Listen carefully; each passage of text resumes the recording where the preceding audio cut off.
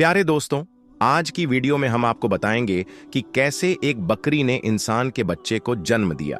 एक ऐसी कहानी जिसे सुनने के बाद आप सबकी रूह तक लरज जाएगी।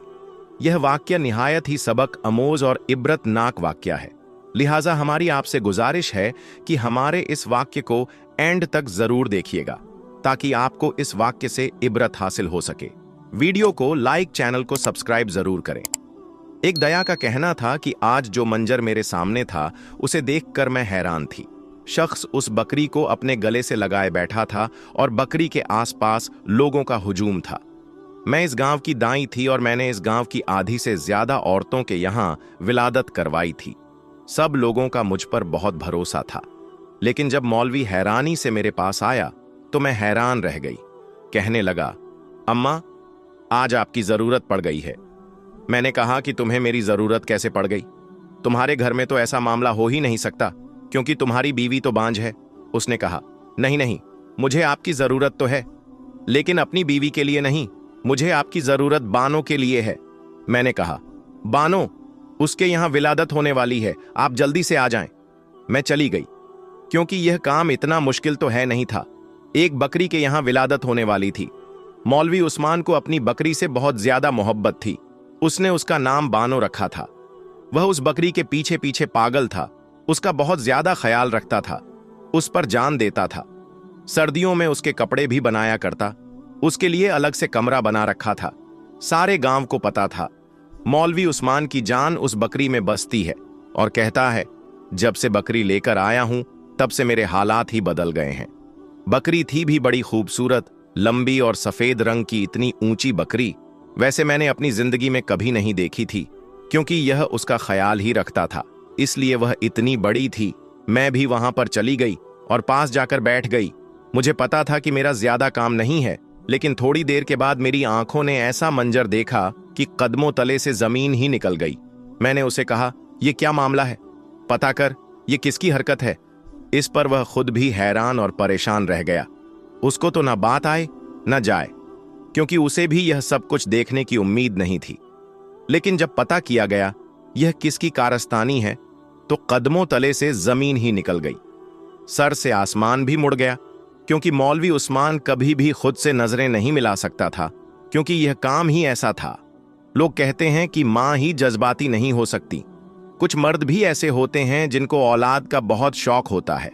मौलवी उस्मान भी ऐसा ही था, और मेरे ही इन हाथों में वह पैदा हुआ था। उसकी मां बड़ी अच्छी औरत थी, अब इस दुनिया से वह जा चुकी थी। उसके घर में मेन उसकी एक बीवी रहती थी जो बस मुनासिब सी खातून थी, ना किसी से ज्यादा बात करती थी और ना कहीं आना जाना रखती थी। और उसकी वजह यह थी कि वह बांझ थी, बच्चे पैदा नहीं कर सकती थी। अक्सर मेरे पास आती थी, मुझसे कोई दवाई लेकर जाती, क्योंकि मैं इस गांव की बूढ़ी दाई थी। मैंने उसे कहा था कि तेरे यहां उम्मीद नहीं होने वाली, तू शहर जाकर एक दफा अपना चेकअप करवा ले। आजकल शहरी डॉक्टरों ने बड़े बड़े तरीके निकाले हैं, अल्लाह करे तेरे यहां भी औलाद हो जाए। लेकिन वह कहती, आपको पता तो है हम गरीब लोग हैं और मौलवी उस्मान कभी भी मुझे शहर लेकर नहीं जाएगा, और इतने तो पैसे भी नहीं हैं हमारे पास। बस यह मामला इसी तरह चल रहा है। जब वह बदबख्त कहीं से एक बकरी का बच्चा ले आया, यह एक छोटी सी बकरी थी, उसको ऐसे उठाकर लाया था जैसे उसके यहां औलाद पैदा हो गई हो, इसलिए उसका नाम बानो रख दिया। और फिर पूरा दिन उस बकरी की देखभाल करता रहता, और जैसे वहीं उसकी औलाद हो। वक्त के साथ साथ बकरी भी बड़ी हो गई और अब दूध भी देती थी। मैं बूढ़ी औरत थी, मैंने उसे कहा था कि पांव भर दूध मेरे लिए रख दिया करो। वह ऐसा ही करता था, लेकिन आज उसकी हालत देखकर मेरा कलेजा भी मुंह को आ रहा था। बेचारा ऐसे बैठा था सर पकड़कर कि जैसे सब कुछ उसकी अपनी बेटी या बीवी के साथ हुआ है।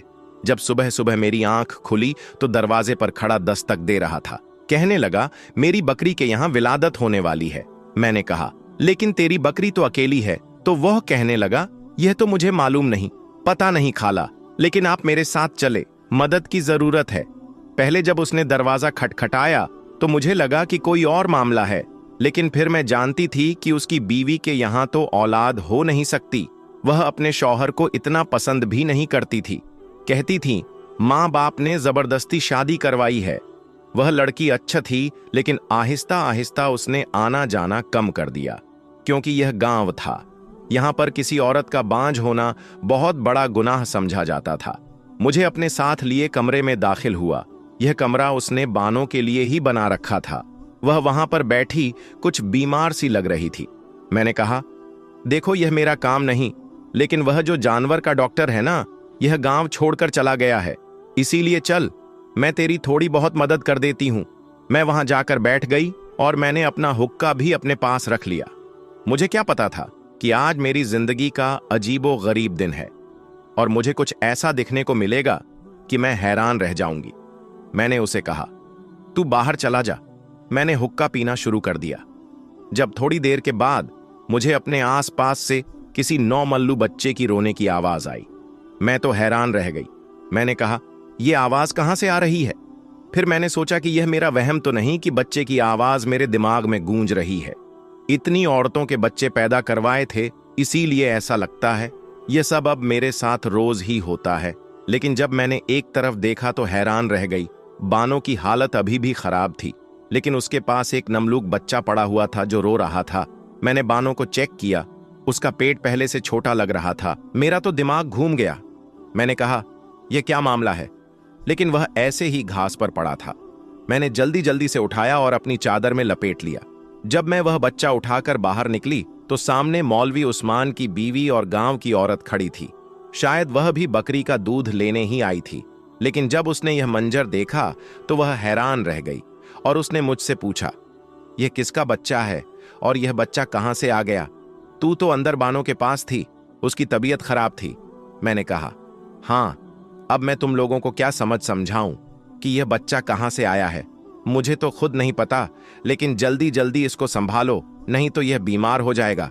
मौलवी उस्मान की बीवी ने आगे बढ़कर बच्चा मेरे से ले लिया और कहा, मैं इसका ख्याल रखती हूं। वह बड़ी जल्दी जल्दी आगे बढ़ गई, बच्चे को लेकर अंदर जा रही थी। जब मौलवी उस्मान ने यह मंजर देख लिया, उसने कहा, बानो कैसी है? मैंने कहा कि बानो तो ठीक है, लेकिन और बहुत से मामलात खराब हैं। इतने खराब हैं कि तू कभी ठीक कर भी नहीं सकता। उसने कहा, क्या मतलब? और मैंने उसे बताया कि तेरी बकरी के यहां विलादत हुई है, बच्चा पैदा हुआ है। उसने कहा, अच्छा, कैसा है बच्चा? मैंने कहा, इंसानी बच्चा पैदा हुआ है। कम वक्त यह बात करने की देर थी कि वह हैरान रह गया। उसने कहा, क्या मतलब इंसानी बच्चा पैदा हुआ है? अम्मा, मैं आपको नींद से जगा कर लाया हूं। इसका मतलब यह नहीं कि आपके मुंह में जो बात आए वह करो। अगर आपको नींद रही है तो आप दोबारा जाकर सो जाओ, लेकिन यह कैसा मजाक कर रही हो? उसने कहा, मजाक जाकर देख तेरी बीवी अंदर क्या लेकर गई है। वह फौरन अंदर भागा। मैं भी उसके पीछे गई। उसकी बीवी ने उस बच्चे को कपड़े में लपेटकर अपने पास लिटा दिया था और दूसरी औरत को कहा कि जाकर अपने घर से बच्चे का फीडर और दूध ले आए, क्योंकि उस औरत के यहां भी अभी अभी बच्चा पैदा हुआ था। वह दूध लेने आई थी और अब उस बच्चे को दूध पिलाया जा रहा था। बच्चा बिल्कुल ठीक ठाक था। मेरी नजर बड़ी तेज थी। मैं उनकी नजर में देखकर यह बता देती थी कि बच्चे को कोई मसला है या नहीं। वह तो दूध पीकर सुकून से सो गया, लेकिन अब उस घर के लोगों का सुकून बर्बाद होने वाला था। मौलवी साहब तो जमीन पर बैठ गया, अपना सर पीटने लगा। उसने कहा, यह कौन सा जमाना आ गया है? यह क्या हो गया? मुझे तो कुछ समझ नहीं आ रहा। आप लोगों ने मेरे साथ कोई खेल तो नहीं खेला? हमने कहा, हमने तेरे साथ क्या खेल खेलना था? तू बता, ये सब क्या है? तेरी बकरी थी, तेरे आसपास रहती थी और तू इसका ख्याल रखता था।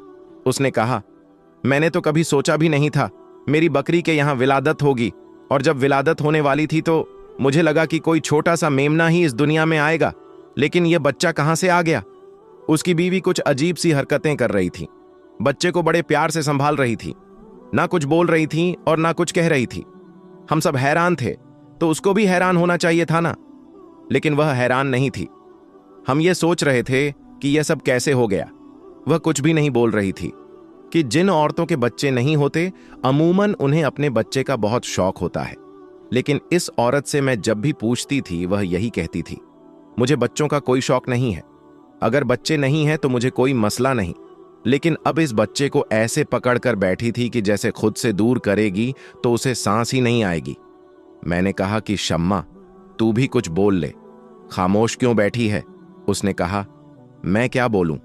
मेरे बोलने ना बोलने से क्या हो जाएगा? यही इस बकरी को उठा के लाए थे और पूरा दिन इसके आसपास रहते थे। मुझे नहीं पता कि मैं किस पर शक करूं। मौलवी उस्मान ने पास पड़ा गिलास उठाकर जमीन पर दे मारा। उसने कहा, क्या तो तुम मुझ पर शक कर रही हो? उसने कहा, नहीं, मैं आप पर शक नहीं कर रही, लेकिन आप ही बता दें कि यह सब कैसे हो गया। यह सब कुदरत के खिलाफ है। अगर ऐसा हुआ है तो यह किसी की बहुत बड़ी सजा है। मौलवी ने कहा, इस बच्चे का क्या करें? उससे पहले कि मैं कुछ बोलती, शम्मा कहने लगी कि बच्चे को मेरे पास रहने दें।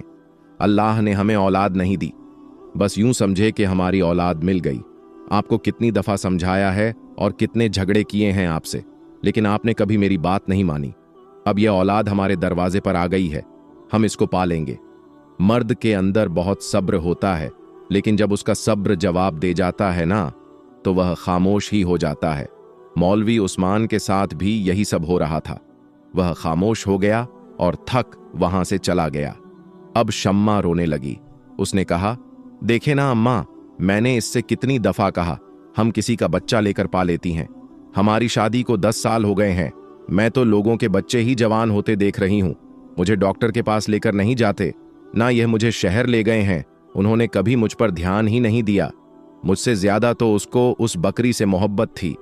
मैंने सोचा था कि किसी का बच्चा लेकर पाल लेते हैं, लेकिन आजकल ऐसे बच्चे मिलते नहीं हैं। शम्मा बोली, अम्मा ऐसी कोई बात नहीं है। मेरी बहन नाजिया, अल्लाह ने उस पर एक कर्म किया। एक साथ ही 3 बेटियां पैदा हुई थीं। फिर अल्लाह ने उसे एक साथ ही 2 बेटे और दे दिए। वह हमें अपना बच्चा देने को तैयार थी। उसके शौहर तो मेहनत मजदूरी करते थे। 5 बच्चों को कैसे पालते? और फिर मेरी बहन की औलाद थी। और यह जो आपका मौलवी उस्मान है ना, इसने कहा कि इसका बाप कम जात है और हमने ऐसा बच्चा नहीं लेना जिसके अंदर घटिया जात का खून हो। देखिए ना, इसने कितने बड़े बड़े बोल बोले हैं, शायद जिसके लिए अल्लाह ने इसको यह सब कुछ दिखाया। इसने कभी मुझे संजीदा नहीं लिया और ना ही मेरा इलाज करवाया, न मेरे लिए दुआ की, न मुझे कहीं दम करवाने ले गया। मैंने कहा किसी से औलाद ले लेते हैं, तो इसने मुझे 1000 बातें सुनाई। मैंने कहा फिर शहर जाकर किसी यतीम खाने से बच्चा ले लेते हैं। तब भी इसने मुझे बुरा भला कहा। बस इस बकरी को लेकर बैठ गया। एक दिन तो मुझे कहता था यह बकरी ही मेरा सब कुछ है, और मैं अगर इसका कोई काम ठीक से नहीं करती थी तो मेरे साथ लड़ाई झगड़ा करता था। मुझे कहता था कि मैं तुम्हें तलाक दे दूंगा। अब देख ले क्या मामला हुआ। अब इस बकरी की वजह से यह पूरे गांव में भी मशहूर हो गया, लेकिन अच्छे अल्फाज में मशहूर ना होगा। मेरी ही बद्दुआ लगी है। मैंने कहा, शम्मा क्या हो गया है?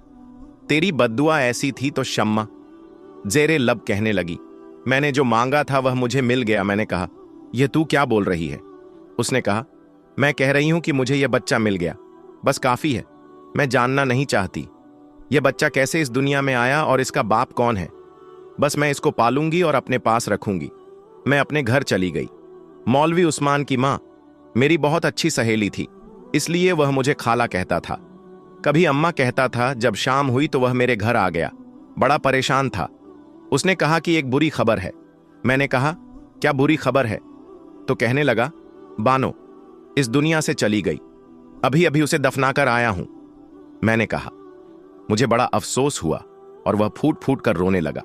उसने कहा, मेरी बकरी भी इस दुनिया से चली गई और मेरे साथ यह अजीब मामला हो गया। पूरे गांव में यह बात फैल जाएगी। क्या बनेगा समझ नहीं आ रहा। क्या करूं? यहां से भाग जाऊं? लेकिन अगर भागूं तो क्या इस बच्चे को लेकर भागूं? मैंने कहा, देख, इसमें बच्चे का कोई कसूर नहीं। तेरी बीवी के यहां औलाद नहीं है, वह इसको पाल लेगी। उसका भी वक्त गुजर जाएगा और तुम लोगों की आधी जिंदगी तो गुजर गई है, बच्चे नहीं हुए। अब अल्लाह ने शायद इसी तरह बच्चा देना था। तो मौलवी उस्मान कहने लगा, नहीं, मैं यह सब कुछ कैसे छोड़ सकता हूं। मुझे पता लगा है यह किसकी कारस्तानी है और किसने यह सब किया। मेरी बकरी के साथ जिसने भी यह किया है उसके गुनाह की सजा हमारे गुनाहों की सजा नहीं है। हमने कौन सा गुनाह किया था? और तू तो पिछले दिनों तबलीग गया हुआ था, नाना याद है तुझे, और परसों ही वापस आया है। मौलवी साहब सोचने लगा। उसने कहा, हां, बात तो सच है, मैं तबलीग पर गया था और परसों ही वापस आया हूं। मैंने कहा, मेरा भी तजुर्बा है। यह बच्चा 1 दिन का नहीं है, कम से कम 4-5 दिन का बच्चा है। वह इस मोहल्ले के लोगों से पूछगछ कर रहा था। लोगों से पूछ रहा था कि मेरे घर में कोई दाखिल हुआ था, या जिनके बकरे थे उनसे भी जाकर बात कर रहा था। लोग उसको बदले में तरह तरह की बातें सुना रहे थे, लेकिन उसने ठान ली थी कि वह पूछ कर ही रहेगा कि आखिर मामला क्या है। और इधर मैं अपनी तफहीम में मसरूफ थी, लेकिन मेरा अंदाजा गलत निकला। शम्मा को देखकर ऐसा लग ही नहीं रहा था कि उसने इतनी जल्दी कोई बच्चा पैदा किया था। वह बिल्कुल ठीक ठाक फिर रही थी। फिर यह बच्चा किसका था? कहीं वाकई वह मामला तो नहीं था जिसे हम सिर्फ यह सोच के नजरअंदाज कर रहे थे कि ऐसा हो ही नहीं सकता, जबकि अगर कुदरत नाराज हो जाए तो फिर ऐसे ऐसे मामलात दिखाती है कि इंसान की अक्ल दंग रह जाती है। और यह कुदरत का गुस्सा जाहिर करने के तरीके होते हैं। इंसान इन चीजों को नहीं समझता। जब वह दूसरे इंसान को यह चीजों के बारे में बताता है तो वह यही कहता है कि यह सब कुछ झूठ है, कहानी है। लेकिन होने को क्या नहीं हो सकता। मुझे एक औरत के बारे में पता चला कि उसने कैसा बच्चा पैदा किया था। उसको देखकर सब लोग चीखे मारते चिल्लाते हुए वहां से भाग गए, क्योंकि वह बच्चा है ही इस किस्म का था। और मेरी हिम्मत थी कि मैंने उस बच्चे को उठाकर उसकी मां की गोद में रखा था। इसी तरह मां के हाथ भी कांप रहे थे। वह बुरी तरह से रो रही थी। सब लोग कहते थे कि इसे सजा मिली है, क्योंकि इसने ने अपनी चारपाई पर पड़ी हुई सांस की खिदमत नहीं की, बल्कि उनको हमेशा बुरे अल्फाज से पुकारती थी, गुस्सा करती थी, उनके काम नहीं करती थी, और फिर उसकी सांस इसी तरह चारपाई पर दम तोड़ गई। वह बच्चा भी दुनिया में ज्यादा अरसा नहीं रहा, लेकिन उस औरत को बदला जरूर मिला। इसके बाद वह बहुत नेक औरत बन गई थी। अपने शौहर का ख्याल करती और गांव वालों का भी काम किया करती। शम्मा बच्चे का बहुत अच्छे तरीके से ख्याल रख रही थी। बच्चा बिल्कुल ठीक था और सुकून से सो रहा था। मैं वापस अपने घर आ गई। जब मुझे एक औरत बुलाने के लिए आई, उसने कहा कि अम्मा, वह सलीमा की बेटी है ना, उसकी तबीयत खराब हो गई है, जरा आप चलें। मैंने कहा हाँ आती हूं। ऐसे तो मेरे पास बहुत से लोग आते थे और मैं लोगों की मदद करने के लिए साथ चली जाती थी। शायद उस औरत के यहां बच्चा पैदा होने वाला था, इसलिए मुझे बुलाया था। लेकिन मुझे यह पता चल गया था कि किसकी बात हो रही, क्योंकि सलीमा को मैं अच्छी तरह जानती थी। उसकी एक जवान और खूबसूरत बेटी थी जो पूरे गांव में अपनी खूबसूरती की वजह से मशहूर थी। उसका नाम शायद लायबा था। बहुत ही प्यारी लड़की थी। जब मैं घर में दाखिल हुई तो लायबा की हालत बड़ी खराब लग रही थी। वह बिस्तर पर पड़ी थी और उसे बहुत ही तेज बुखार हो रहा था। मैंने पूछा कि क्या मामला है, तो उसकी मां ने कहा यह अपने मामू के घर गई थी, 4 दिन पहले वापस आई है और तब से इसने अपने आप को कमरे में बंद कर रखा है। ना उसने कुछ खाया है और ना पिया है, और इसकी हालत बड़ी अजीब हो रही है। अब इसको इतना तेज बुखार हो गया है कि बुखार उतरने का नाम ही नहीं ले रहा। मैंने लायबा की तरफ देखा तो मैं उसका चेहरा देखते ही समझ गई कि मामला कुछ और है। मैंने सबसे कहा कि तुम लोग बाहर चले जाओ, मुझे अकेले में इसको देखने दो कि क्या मामला है। क्या वजह है? जवान लड़की है, क्या तुम सबके सामने मैं से ऐसी बातें पूछूंगी? चलो निकलो यहां से। मैं लायबा के पास बैठ गई। मैंने कहा जी क्या बात है बेटा? जब मैंने उसे चेक करने की कोशिश की तो उसने मेरा हाथ पीछे कर दिया। उसने कहा नहीं अम्मा, बस तू मुझे बचा ले, बाहर जाकर सबको कह दे कि सब कुछ ठीक है। मैंने कहा कहां, क्यों, क्या हुआ? तो वह कहने लगी ये देख। मेरा हाल जब मैंने उसको देखा तो मैं समझ गई कि क्या मामला है। मैंने कहा तेरी औलाद कहां है? उसने कहा वो तो मैंने शम्मा को दे दी। मैंने कहा शम्मा तेरी क्या लगती है? तो कहने लगी वह मेरी बचपन की सहेली है। मैंने कहा उसके बच्चे का बाप कौन था? तो लायबा ने सर झुका लिया। उसने कहा इस बच्चे का बाप जो भी था उसके साथ मेरा कोई जायज रिश्ता नहीं था। वह पीछे कारखाना बन रहा है ना, उधर का अफसर था। वह बहुत खूबसूरत आदमी था। उसे तो यहां से गए हुए 10 महीने होने वाले हैं और मैं ही उसके इश्क में पागल हो गई थी। और यह बात मैंने सिर्फ शम्मा को ही बताई थी। शम्मा को यह पता था कि मेरे यहाँ औलाद होने वाली है। जब मेरे यहाँ औलाद होने वाली थी और कुछ महीने ऊपर हुए तो मैं बहाना करके अपने मामू के घर चली गई। आपको तो पता है ना, मेरे मामू की आंखों में बिनाई नहीं है। उनकी एक बेटी है और उसे यह सब कुछ छुपाना आसान था। वह बेवकूफ सी है। लेकिन फिर मुझे शम्मा ने कहा तू वापस आ, हम सब संभाल लेंगे। और जब मैं यह बच्चा बानो के पास रखने के लिए आई तो आप हुक्का पीकर सो रही थीं। अम्मा आपको पता ही नहीं चला यह सब कुछ कैसे हुआ। बानो के साथ हमने कुछ नहीं किया। उसकी तबीयत खराब खुद ही हुई थी। शायद उसने कुछ उल्टा सीधा खाया हो, लेकिन हमने उसकी तबीयत का फायदा उठाया और इस बच्चे को वहां पर रख दिया। आप कुछ पल के लिए सो गई थी। अम्मा बोली, ये मेरे साथ पहले भी होता है कि मैं हुक्का पीती हूं तो मुझे अचानक नींद आ जाती है, लेकिन उस दिन मुझे पता ही नहीं चला कि मैं किस टाइम सोई और किस टाइम उठी। वो हाथ जोड़ने लगी। उसने कहा, मैंने अपनी सहेली की मदद की है और उसने मेरी मदद की है। बस आप बाहर जाकर कह दो मुझे बुखार है और कोई दवाई वगैरह दे दो, क्योंकि मेरे साथ जो बुरा होना था वह तो हो ही चुका।